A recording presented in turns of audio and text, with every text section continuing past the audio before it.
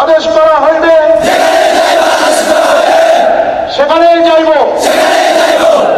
আমি আমার জীবন বিপন্ন করিয়াও আমার উপর নিয়োজিত কর্তব্যরত যে কোনো ঊর্ধ্বতন কর্মকর্তার আদেশ পালন অমান্য করিব।